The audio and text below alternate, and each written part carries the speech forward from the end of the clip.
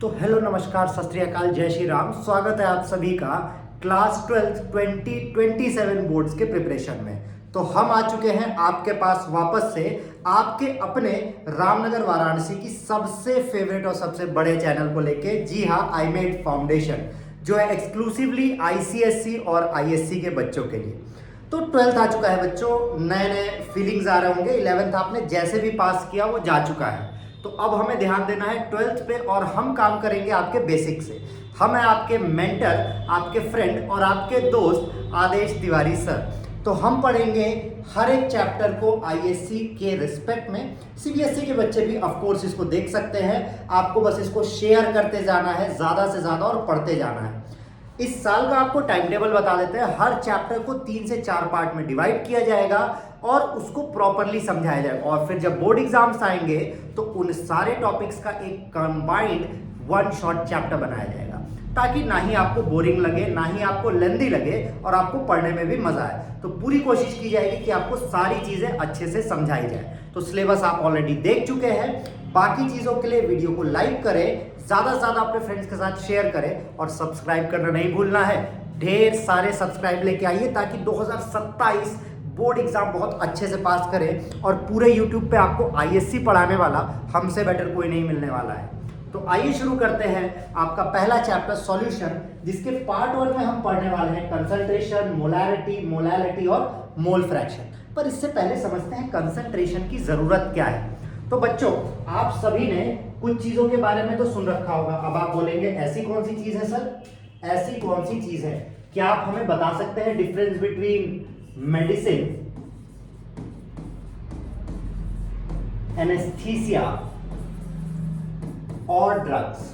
अगर आप बता सकते हैं तो कमेंट में जल्दी से लिख दीजिएगा यस, कि इन तीनों में डिफरेंस क्या है। इन तीनों में डिफरेंस जो है बच्चों वो है एक ही चीज का, जिसका नाम है कंसंट्रेशन।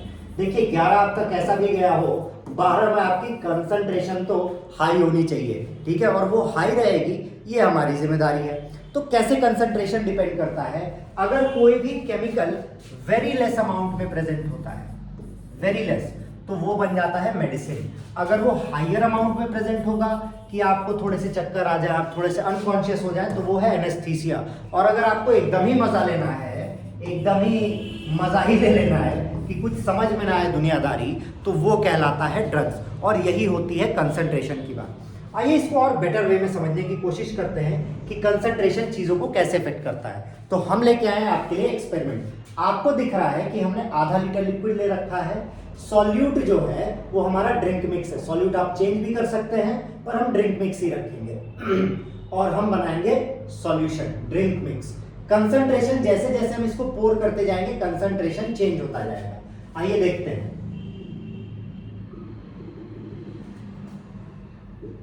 देखिए कंसंट्रेशन कितना हो गया भाई, 0.230 मोल पर लीटर। आपको एक चीज दिख रही होगी कि यहां पे जो कहानी की बात हो रही है, ये किसके रिस्पेक्ट में बात हो रही है भाई? मोल पर लीटर के रिस्पेक्ट में बात हो रही है। तो ये मोल पर लीटर आखिर है क्या, इसके बारे में बात करेंगे। अब देखिए, अगर हम ये ड्रिंक मिक्स बढ़ाते जाते हैं तो इसका कंसंट्रेशन देखिएगा आप चेंज होता जाएगा हाफ लीटर में ही। देखिए 0.271, 0.320 बढ़ता जा रहा है। बट अगर हम क्या बढ़ा रहे हैं, कब से हम बढ़ा रहे हैं सॉल्यूट। अगर हम सॉल्वेंट बढ़ाते हैं, आइए देखिए हमने सॉल्वेंट बढ़ा दिया, कंसंट्रेशन कम हो गया, कम हो गया या नहीं? अब देखिए हम वापस से दोनों को हटा देंगे। क्या कंसंट्रेशन में कोई चेंज आ रहा है? नहीं आ रहा है। कंसंट्रेशन में क्यों चेंज नहीं आ रहा? कंसंट्रेशन में बच्चों देखिए, पानी डालने के बाद, सॉल्वेंट डालने के बाद कंसंट्रेशन कम हो रहा है, सॉल्यूट डालने के बाद कंसंट्रेशन बढ़ रहा है। बट अगर हम इन दोनों को निकालते हैं, अगर हम दोनों को हटा देते हैं, तो क्या कंसंट्रेशन चेंज हुआ? नहीं हुआ, क्योंकि हमने ओवरऑल वॉल्यूम चेंज की, जितना उस सब्सटेंस में प्रेजेंट था वो चेंज नहीं किया। तो यही कहानी आपकी कंसंट्रेशन की, जो चेंज कर देता है सॉल्यूशन के रिस्पेक्ट में। अब आइए वापस से बढ़ते हैं अपने टॉपिक की तरफ और समझते हैं कि आखिर ये है क्या। तो बच्चों, अगर हम सॉल्यूशन की बात करते हैं तो हमारे पास हमेशा एक होता है सॉल्वेंट। अब इस सॉल्वेंट में कितना सॉल्यूट मिक्स हो रहा है, यही कहलाता है सॉल्यूशन। तो सबसे बेसिकली अगर आप सॉल्यूशन की बात करें तो हम ये कह सकते हैं कि amount of solute amount of solute in solvent, और यही तो मिलके आपका क्या बना रहा है, सॉल्यूशन बना रहा है, जो आपने पिछले में देख लिया है। अब बात करते हैं आपके रिस्पेक्ट में आपको क्या सीखना है, क्योंकि जब कैलकुलेशन स्टार्ट हुए, जब साइंटिस्ट ने इन सॉल्यूशन के बारे में जानना चाहा, तो पहली बात उन्हें क्या समझ में आई कि नमक जो है भैया स्वाद अनुसार, स्वाद अनुसार नमक का मतलब, आप कई बार अगर मास्टर शेफ देखते होंगे या किसी शेफ को देखते होंगे तो कहता है भैया नमक अपने स्वाद अनुसार डालिएगा, जितना आपका स्वाद है उसके हिसाब से कंसंट्रेशन होगा। और यही कंसंट्रेशन पता करने के लिए हमने अलग अलग तरीके इस्तेमाल किए, और आज जो इस्तेमाल करते हैं, आज जो यूज करते हैं, that is the most advance technique. आइए देखते हैं कि इनिशियली कैसे स्टार्ट किया गया। पर इनिशियली इससे पहले हम जानते हैं कि सॉल्यूशन कितने टाइप्स के होते हैं। सबसे पहला, अगर गैसियस सॉल्यूशन होगा तो उस केस में सॉल्वेंट हमेशा गैस होगा, लिक्विड सॉल्यूशन होगा तो सॉल्वेंट हमेशा लिक्विड होगा, और अगर सॉलिड सॉल्यूशन होगा तो सॉल्वेंट हमेशा सॉलिड होगा। आपके जो कोर्स में है बच्चों, गैसियस सॉल्यूशन और लिक्विड सॉल्यूशन मेनली है। सॉल्यूट हम अलग अलग ले सकते हैं, gas in gas, liquid in gas और solid in gas, gas in liquid, liquid in liquid और solid in liquid, gas in solid, liquid in solid और सॉलिड इन सॉलिड। सॉल्वेंट आपका डिसाइड करता है कि सॉल्यूशन आखिर क्या होगा। सॉल्वेंट जिस फेज में होगा उसी फेज में आपका सॉल्यूशन भी पाया जाएगा। जैसे यहां पे हमने क्या कहा, सॉल्वेंट में कितना सॉल्यूट है, तो सॉल्वेंट का फेज ही ये डिसाइड करता है कि सॉल्यूशन क्या होगा। आई होप आपको ये बात समझ में आ गई होगी। अब हम बात करते हैं एग्जांपल्स की। अगर आपका गैस इन गैस होगा तो आप नॉर्मल, आपके आसपास ऑक्सीजन, नाइट्रोजन, सारे गैसेस मिक्स हैं, वो देख सकते हैं। Liquid in gas, chloroform mixed with nitrogen gas. Solid in gas, camphor in nitrogen gas. ठीक है, सॉलिड इन गैस जब भी आपको देखेंगे आपको सब्लिमेबल कंपाउंड्स की जरूरत पड़ेगी। गैस इन लिक्विड की बात करते हैं तो oxygen dissolved in water. Liquid in liquid की बात करते हैं तो इथेनॉल, दारू, सब लोग को पता है। सॉलिड इन लिक्विड की बात करते हैं तो glucose dissolved in water. Gas in solid, hydrogen in palladium. Liquid in solid, amalgam of mercury with sodium. और solid in solid, copper dissolved in gold. तो आपको एग्जांपल्स याद नहीं करने थे, आपको बस समझने थे क्या चीजें हैं, कैसे हैं। अब देखते हैं कंसंट्रेशन। सबसे पहला कंसंट्रेशन जो इनिशियली देखा गया वो मास परसेंटेज का देखा गया था। तो मास परसेंटेज आपको भी पता है कि कितने किलोग्राम में कितना किलोग्राम हम मिला दें। इसका फॉर्मूला देख लीजिए, मास परसेंटेज ऑफ कंपाउंड में भी defined as mass of the compound in solution, solution में कितना मास मिलाया गया है, upon total mass of the solution. For example हमने कह दिया कि 2 gram of glucose is dissolved in water to form 50 gram solution. तो बताइए मास बाय मास परसेंटेज क्या होगा। तो हम क्या कहेंगे, मास of the component 2 gram, solution का मास 50 ग्राम इंटू 100। तो कितना परसेंटेज हो गया भाई, 4% हो गया। बट ये बहुत एंशिएंट टेक्निक से ये अब यूज नहीं करते हैं। ये तो तब की बात थी जब हम दोनों क्या लेते हैं, सॉलिड होगा, सॉल्यूट और सॉल्वेंट दोनों ही सॉलिड होगा, तब इसकी बात हम करते हैं। अगली बात हम करते हैं वॉल्यूम परसेंटेज की। वॉल्यूम परसेंटेज तब होगा जब हमारा सॉल्वेंट जो है क्या होगा भाई, या तो लिक्विड हो जाए या तो गैस हो जाए, तभी तो हमारा सॉल्यूशन लिक्विड होगा और तभी तो हम वॉल्यूम कैलकुलेट करेंगे। इसका फॉर्मूला क्या है, volume of the component upon total volume of solution. मतलब दोबारा सेम कहानी है। पिछली बार हमने 2 ग्राम रखा था, इस बार हम सॉल्यूट कितना रख लेंगे, 2 ml रख लेंगे। ठीक, और जो टोटल मास बन रहा था यहाँ टोटल वॉल्यूम हो जाएगा कितना, 50 ml।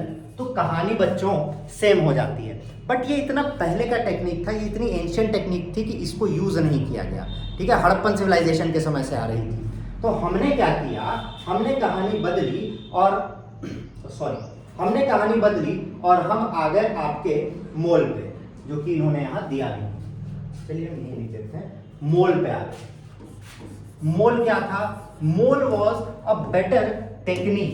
क्यों मोल एक बेटर टेक्निक थी, क्योंकि हम जब भी कोई कैलकुलेशन करते हैं बच्चों, तो calculation is a form of approximation. हम अप्रोक्सीमेट करते हैं, तो हम अप्रोक्सीमेट वहां से करना चाहेंगे जहां से मोर एक्यूरेट रहे, एक्यूरेसी के चांस ज्यादा हो। और एक्यूरेसी के चांस कब ज्यादा होंगे, जब हम मोस्ट एडवांस टेक्निक यूज करेंगे, और किसी भी कंपाउंड को कैलकुलेट करने के लिए एडवांस टेक्निक होता है उसका मॉलिक्यूलर मास। और अब जितने भी कैलकुलेशन आप करेंगे आप उसके मॉलिक्यूलर मास से करेंगे, और मोल का फॉर्मूला होता है बच्चों गिवन मास अपॉन में मॉलिक्यूलर मास।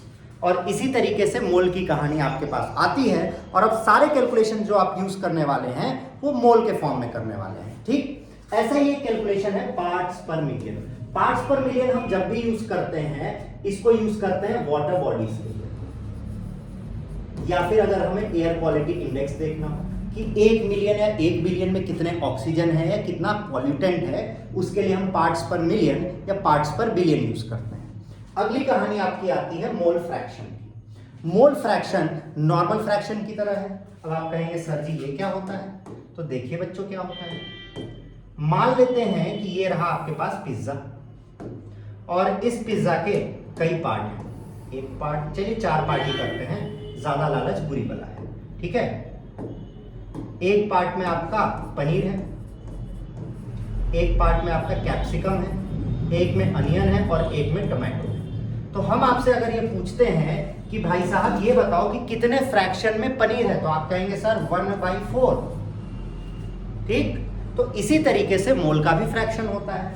अगर कोई कंपाउंड है AB जिसमें A का मोल X है और B का मोल Y है, तो अगर A का मोल फ्रैक्शन पूछेगा तो हम कह देंगे X/X + Y, और मोल निकालने तो हमें आता ही है। तो इसी को कहते हैं बच्चों मोल फ्रैक्शन। और मोल फ्रैक्शन को आप दिखाते हैं चाय से। ठीक, किससे दिखाते हैं? चाय से। इसको लिखते भी क्या है? CH। ठीक, अब दूसरी कहानी, अगर एक कंपाउंड है AB, इसमें A का मोल फ्रैक्शन चाय A है और B का मोल फ्रैक्शन चाय B है, तो हमेशा चाय A प्लस चाय B = 1 होगा। और ये आपको याद रखना ही होगा क्योंकि इससे क्वेश्चंस आते हैं। चाय A प्लस चाय B = 1 आपको रिलेट करने को देगा। ठीक है, आइए क्वेश्चन कर लेते हैं। क्या कह रहा है? Calculate the mole fraction of ethylene glycol C2H6O2 in a solution containing 20% of C2H6O2 by mass. तो हमारे लिए कहानी यहां से स्टार्ट हो रही है। जैसे ही परसेंटेज दे देता है इसका मतलब गिवन मास दे चुका है। हमेशा बच्चों न्यूमेरिकल करने के सिंपल सा रूल है, क्या? गिवन, फॉर्मूला और कैलकुलेशन। तो मेरी जिम्मेदारी है आपको गिवन और फॉर्मूला तक पहुंचाने की, कैलकुलेशन आपकी जिम्मेदारी है। तो पहले गिवन लिखेंगे। अगर परसेंटेज दिया है इसका मतलब गिवन मास दे दिया है, इसका मतलब गिवन मास दे दिया है। तो गिवन मास कितना हो गया भाई? 20 ग्राम। जब भी परसेंटेज देगा आप उसी को डायरेक्टली गिवन मास ले लेते हैं। अगला क्या हो जाएगा? Molar mass. मोलर मास, तो मोलर मास निकाल लेते हैं। C2H6O2 दिया है, कार्बन का 12 × 2, हाइड्रोजन का 1 × 6 और ऑक्सीजन का 16 × 2, तो 24 + 6 + 32, 62 हो गया। और सोल्यूशन दे दिया इसका मतलब वाटर है। सोल्यूशन दे दिया इसका मतलब क्या है? वाटर है। ठीक है, तो अगर 20 ग्राम किसका गिवन मास है? सॉल्यूट का, तो सॉल्वेंट कितना हो जाएगा भाई? बचा हुआ सॉल्वेंट होगा कितना? 80 ग्राम। ठीक, और सॉल्यूशन बोला इसका मतलब वाटर, इसका मतलब 18 ग्राम इसका मोलर मास। कोई दिक्कत नहीं, कोई दिक्कत नहीं किसी को। अब इसने आपसे क्या पूछ लिया? इसने कहा कि आपको क्या निकालना है? Mole fraction. तो मोल फ्रैक्शन का फॉर्मूला देखिए, mole fraction, mole of A upon total number of moles, यही तो होता है। और इथिलीन ग्लाइकॉल का निकालना है, तो पहले इथिलीन ग्लाइकॉल का मोल निकालते हैं। आइए, इसका मोल कैसे निकलेगा? मोल का फॉर्मूला हम पीछे पढ़ के आ रहे हैं क्या? मोल का फॉर्मूला पीछे पढ़ के आए क्या? Given mass upon molecular mass. तो गिवन मास कितना है भाई? 20 अपॉन मॉलिक्यूलर मास 62, कितना हो गया? 10/31। क्या कोई कष्ट? वाटर का निकालेंगे तो गिवन मास कितना है? 80, मॉलिक्यूलर मास कितना है? 18, mole of water, mole of ethylene glycol. ठीक, कितना हो जाएगा? 40/9। अब इसको आपको रख देना है, जिसका पूछा है इथिलीन ग्लाइकॉल पूछा है, इथिलीन ग्लाइकॉल ऊपर होगा 10/31 अपॉन 10/31 प्लस 40/9। अब जैसा कि हमने बोला मेरा काम है गिवन और फॉर्मूला कैलकुलेशन आपका काम है, तो कितना आया mole fraction, I need it in the answer. Video को स्टॉप कीजिए, कैलकुलेट कीजिए और कमेंट कीजिए। ठीक है बच्चों, ये आपकी जिम्मेदारी है, आपको दिखाना है कि आप पढ़ रहे हैं, क्योंकि जब आप पढ़ेंगे तो हमारा भी मन लगेगा पढ़ाने में, और अगर आप आंसर देंगे तो हमें भी अच्छा लगेगा कि आप पढ़ रहे हैं, तो हम भी आपको और अच्छे से पढ़ाने की कोशिश करेंगे, नए टेक्निक्स, नए तरीकों से। चलिए, मोल फ्रैक्शन के बाद आगे बढ़ते हैं तो मोलैरिटी आता है। मोलैरिटी क्या होता है बच्चों? जब सॉल्वेंट जो है, जब सॉल्वेंट आपका लिक्विड या फिर गैस हो जाए, तो इस केस में हम मोलैरिटी कैलकुलेट करते हैं। मोलैरिटी को कैपिटल एम से दिखाते हैं और मोलैरिटी से ही अधिकतर कंसंट्रेशन कैलकुलेट होगी। जब भी आपको कंसंट्रेशन दे देगा, इसका मतलब हमेशा फिक्स रहेगा क्या, कि आपको मोलैरिटी निकालनी है। तो मोलैरिटी का फॉर्मूला क्या होता है? Moles of solute upon volume of solution in litre. Moles of solute upon volume of solution in litre. आइए निकाल के देखते भी हैं मोलैरिटी। अब देखिए आपको क्या दिया हुआ है, सॉल्यूट का कंसंट्रेशन मोलैरिटी हाई है, सॉल्यूट ड्रिंक मिक्स है और सॉल्यूशन का वॉल्यूम दिया है लीटर्स में, सॉल्यूट का अमाउंट है। देखिए सॉल्यूट का अमाउंट हम बढ़ा रहे हैं, तो क्या कंसंट्रेशन आपका बढ़ रहा है, मोलैरिटी बढ़ रही है। क्यों बढ़ रही है? क्योंकि हमने सॉल्यूट बढ़ा दिया। जब आपने क्या पढ़ा, कहां चल गया, इधर आओ भाई, आपने क्या पढ़ा, moles of solute, molarity is directly proportional two moles of solute. Directly proportional है मोल्स ऑफ सॉल्यूट के, जी हाँ है। तो जब मोल्स ऑफ सॉल्यूट बढ़ेगा तो मोलैरिटी बढ़ेगी, और यही बात तो हम देख रहे हैं। देखो मोल्स ऑफ सॉल्यूट का अमाउंट बढ़ाते जा रहे हैं, कंसंट्रेशन बढ़ता जा रहा है, और इनवर्सली प्रोपोर्शनल है वॉल्यूम के, मतलब वॉल्यूम बढ़ाएंगे तो मोलैरिटी कम हो जाएगी। देखिए वॉल्यूम, हम सॉल्यूट के अमाउंट को कांस्टेंट कर दे रहे हैं, अगर हम वॉल्यूम कम करेंगे तो मोलैरिटी बढ़नी चाहिए, अगर इनवर्सली प्रोपोर्शनल है। देखो बढ़ रही है क्या, बढ़ रही है क्या, और अगर हम बढ़ा देंगे तो देखो कम हो रही है। तो हम इसको मिनिमम और इसको मैक्सिमम कर दिए, देखिए मोलैरिटी हाई हो गई। ठीक है बच्चों, ये बात समझ में आ गई आपको? चलिए आ जाओ भाई, बुलाने पे आता है। ठीक है, अब इसका एक क्वेश्चन देख लेते हैं।